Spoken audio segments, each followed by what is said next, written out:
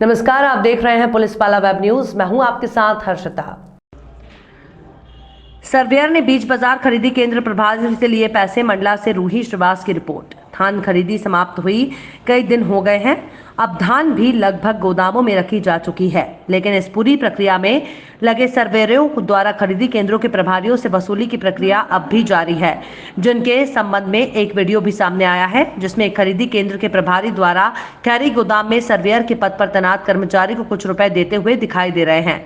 जब इस संबंध में संबंधित खरीदी केंद्र के प्रभारी जितेंद्र पटेल से बात की गई तो उनका कहना था कि खैरी गोदाम में तैनात सर्वेयर प्रशांत धनगर द्वारा लगातार उनके केंद्र से धान लेकर पहुंचे ट्रक का सैंपल फेल करने का भय दिखाया जा रहा था और सैंपल पास करने के बदले रुपयों की मांग की जा रही थी, जिस पर सर्वेयर ने उन्हें फोन कर बाजार के पास पहुंचकर रुपए देने के लिए कहा था, जिसके बाद मौके पर पहुंचकर उन्होंने सर्वेयर को रुपए दिए हैं।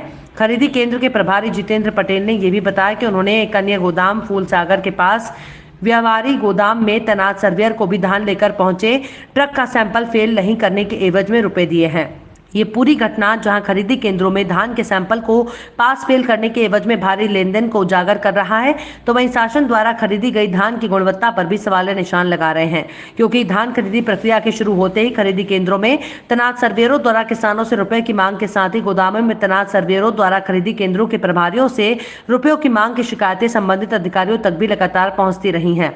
इसी के साथ आरोप भी लग रहे हैं कि कहीं सर्वेयरों द्वारा की जा रही वसूली का पैसा उच्चाधिकारियों तक तो नहीं पहुंच रहा, क्योंकि जिस तरह खुलेआम ये सर्वेयर पूर्व से लेकर अब तक वसूली कर रहे हैं, ये सब संबंधित विभाग के उच्चाधिकारियों की भी मिलीभगत के बगैर संभव नहीं है।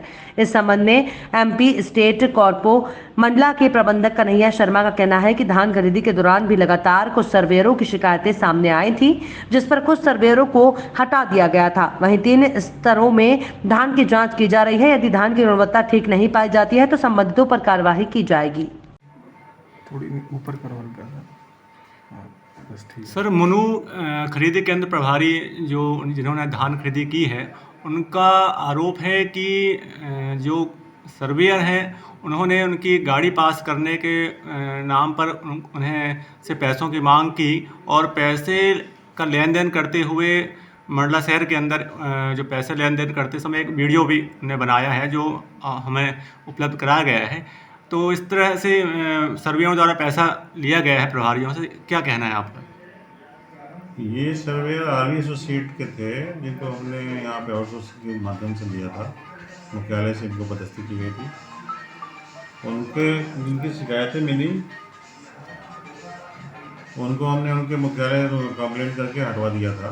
जितनी शिकायतें मिलती थी, जैसे थरका में था, यहाँ टिकरिया में, आपके भपसा में और हमें आमनाला में, जहाँ जहाँ शिकायतें मिली सबको हटवा दिया था हमने। अब ये 1-2 लोग रह गए होंगे जिनकी शिकायत नहीं मिली हमें लिखे मौखिक लिखित में, इसलिए बच गए होंगे, लेकिन जिनकी शिकायतें मिली उनको हटा दिया गया है। इससे एक सवाल ये भी उठता है कि जो जहाँ भी सर्वेयर लगे हुए थे उसमें जो धान रखी गई है उसकी गुणवत्ता पर भी स्वाभाविक चीज़ एक सवाल उठते हैं। इस पर क्या आपका? तो जहाँ जहाँ भी उनके द्वारा जमा किया गया सबका एक बार और चेक होना है। जो अगर वो क्रॉस चेक में पकड़े जाएंगे तो उन लोगों पर कार्रवाई होगी। धन्यवाद।